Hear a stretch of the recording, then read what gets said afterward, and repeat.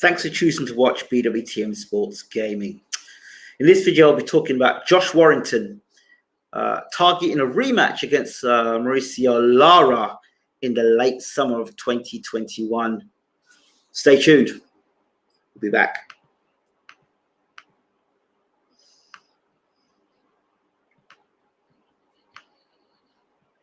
Yeah, we'll be back in a short moment. Let me just fix this here. Decided to go shy me today. Don't know why. He doesn't want to play for me today. Got to do my intro. No intro, no show, right? Got to have the intro.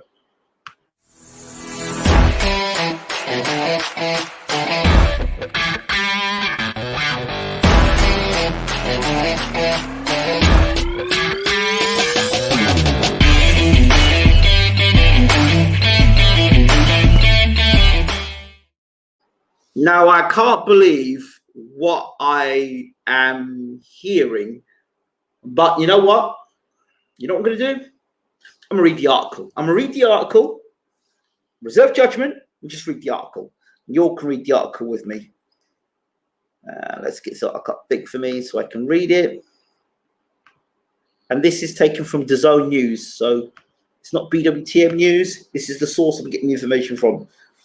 The former world featherweight champion was in a bad way after their bout on Saturday, but is confident of bouncing back. Josh Warrington suffered his first defeat of his career in brutal fashion when he was stopped by Mexico's Mauricio Lara at the SSE Arena on Saturday.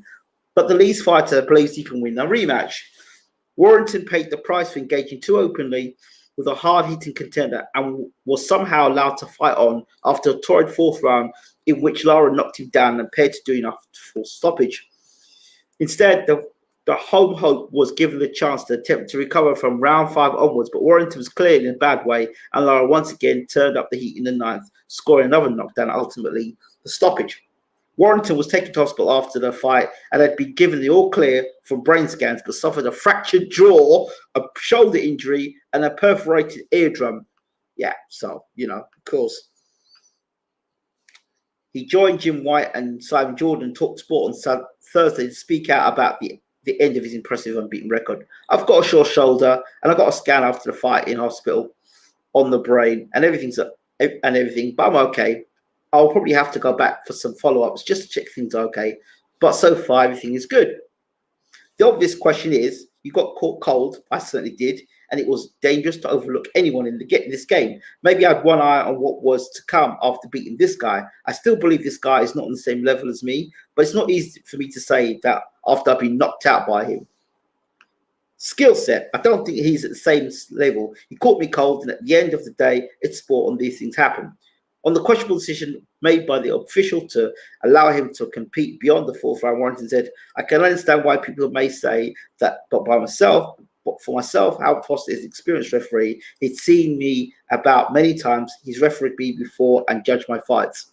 He will know what I'm capable of doing.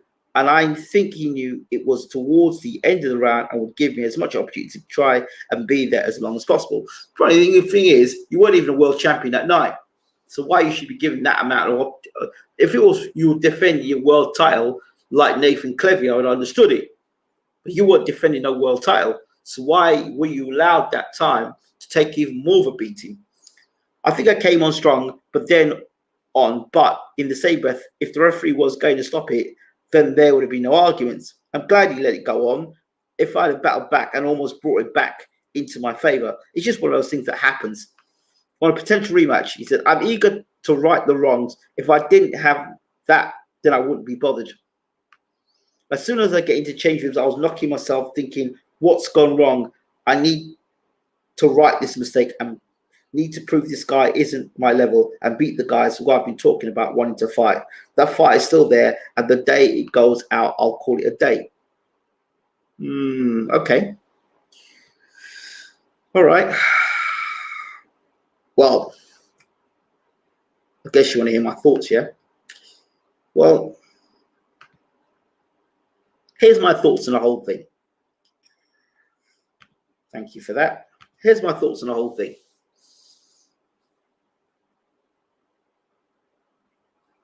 You got knocked out because your game plan was non-existent. You got knocked out because you decided to train with the guy who was a big puncher, which wasn't wise. You decided to engage with a fighter that was a Mexican fighter, and you decide to outfight the Mexican. Well, that was just suicide.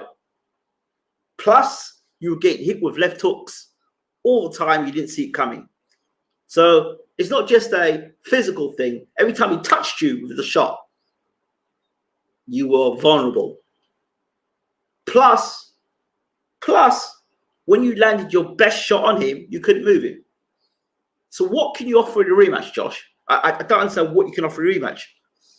You said you underestimated Lara.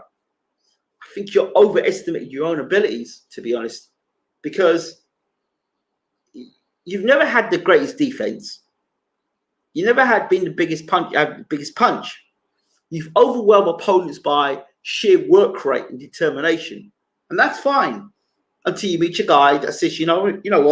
If you're going to come forward, I'm going to hit you, and if you keep coming forward, I'm going to hit you. And when I hit you, I'm going to hit you with some power that's going to make your legs do a dance. That's a different scenario.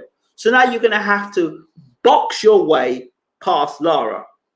It's all right, Adam Booth sitting in the studio and saying, Lara's got slow feet and he's got slow hands, and that's not the way you fight him. But Lara was able to sucker the more experienced Warrington into a dogfight. Warrington felt that he felt that he was going to come out there from first round and try and blast Lara out there. He didn't underestimate Lara at all. He went out there and found out. I mean, look, Navarrete told the public, he told the world, this guy hit me the hardest I've ever been hit. That's Navarrete. Oh, Navarrete. The guy that beat up Isaac Dogba twice.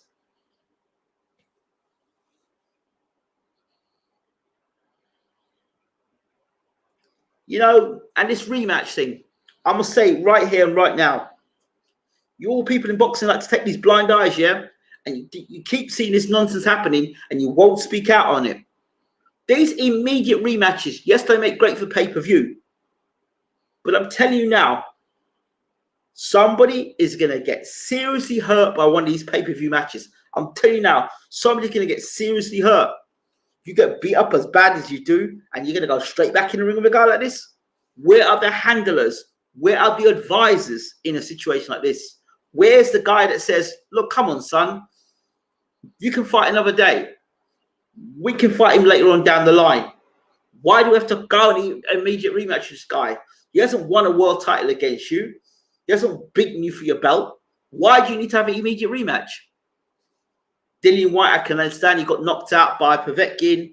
WBC title or the interim title is number one spot. I get that. I understand a rematch. Let's get that on. I get it. I understand it. Or Anthony Joshua, when he got knocked out, he lost his belts. I get that. Deontay Wilder, he lost his world title. I get that. You want that rematch. But I don't get this Warrington rematch. He wasn't world champion. He got beat the brakes off of by a 22-year-old. And for intended purposes, the 22-year-old isn't even his peak. So he's going to fight a Lara. It's going to be even better. That knows now, this guy can't knock me out. I can knock this guy out. I just got to step to. So Warrington's going to have to come up with some game plan of how he's going to have to outbox Lara. And that's going to be tough. Real tough. We've seen Joshua do it. But not everybody can do that. Not everybody can do it. Just because you've got a rematch clause in the contract, it doesn't mean you've got the same mentality. You've got a mentality of a Lennox Lewis that can come back and adjust your style and get the knockout. I'll get the win. Not everybody can do that. Not everybody can do that. Just because you've got a rematch, you get beat in the first fight. There's a reason why you got beat in the first fight. This includes Dillian White and his team. There's a reason why you got beat in the first fight. And if you don't pay attention and you think you could do the same things over again, expecting different results, that is considered madness. That is considered insanity. You got beat by a guy. There was no guarantee. There was nothing to suggest. Going back just for a second, the Dillian White Povetkin fight. There was not, and when I did the preview to that fight, there was nothing to suggest in Dillian White's resume that he could beat an Olympic gold medalist. Nothing. The last Olympic gold medalist he fought, he got beat by, which was Anthony Joshua. And Povetkin was a former world champion. Povetkin, highly skilled, punches both hands, and Dillian White has been decked by guys of far lesser quality. Joseph Parker and Oscar Rivas. None of those guys are in the class of Alexander Povetkin. None of them. Oh, but he's older. Heavyweights, as they get older, they mature.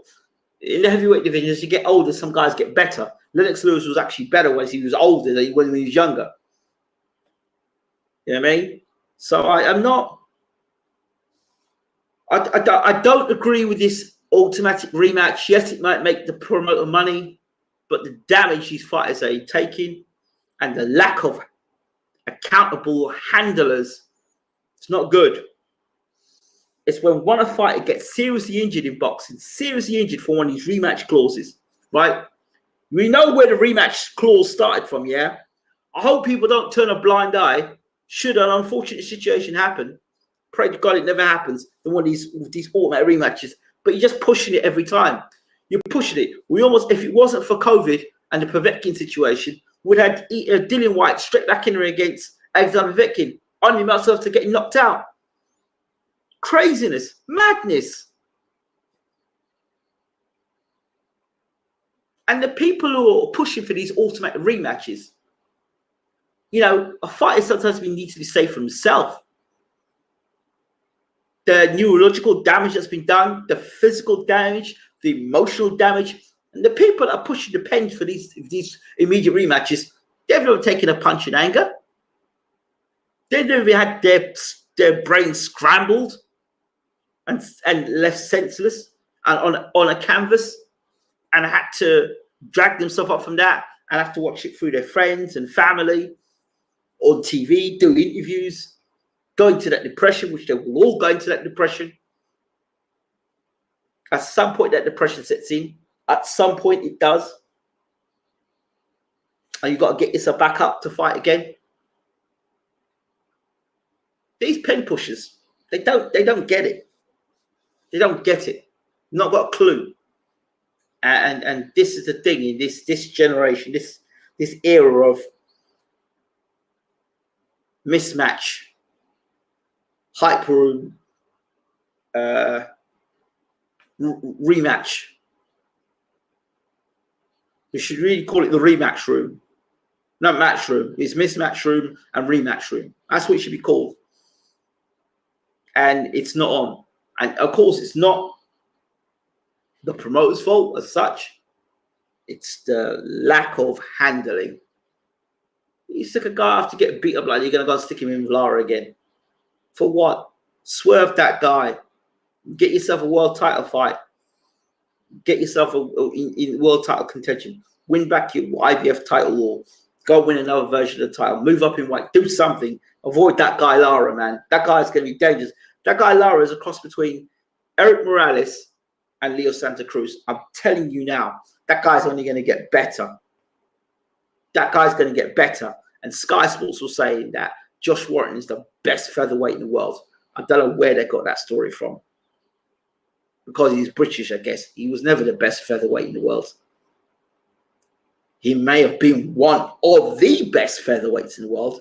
But I said Adam Smith saying he's the best featherweight in the world based on what? Because he beat Carl Frampton.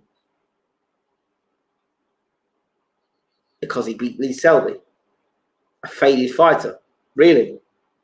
Come on, man. Come on. I felt Chico Martinez beat him that night, but then, hey, it is what it is. So my thoughts on this is, Josh Warrington, why are you fighting Lara in a rematch? You got your ass well and truly spanked by that guy.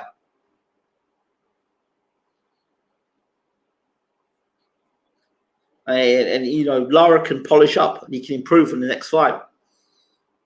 The knockout might be even quicker still. It's not good. I don't agree with it, but good luck to Josh Warrington. I know Josh Warrington is adaptable. I've seen him change his style before. You know, I saw him come charging out against Carl Frampton. I saw him box a bit more against Lee Selby. But this is a different situation. Them guys you're talking about didn't have the one-punch knockout power that this guy's got. And that is a different situation. He's going to have to train with punches. And somehow or the other, he's going to have to be defensively cute. They say, oh, well, he's got to stay at range and not get inside and not train with the Mexican. Well, what's he going to do? Get on the back foot and box? Josh Warrington. Get out of here, man. I mean, he's adaptable, yes, but there's adaptable, and then you've got Lara, who's pretty adaptable too as well. And you know, it's like, oh well, if Warrington changes his game plan, he can win the fight. Okay, what about Lara changes his game plan as well? What about Lara says, you know what? I'm going to knock you out in the first. I'm coming to knock you out in the first round. I'm going to jump on you in the first round, and I'm going to take it to you. What happens if his chin don't hold up against Warrington? I don't know. I don't know. Josh Warrington, swerve that fight, please. Please swerve that fight. It's not good for you. It really isn't. Those are my thoughts. Don't forget to rate, subscribe, leave your comments. As always, I'm out of here.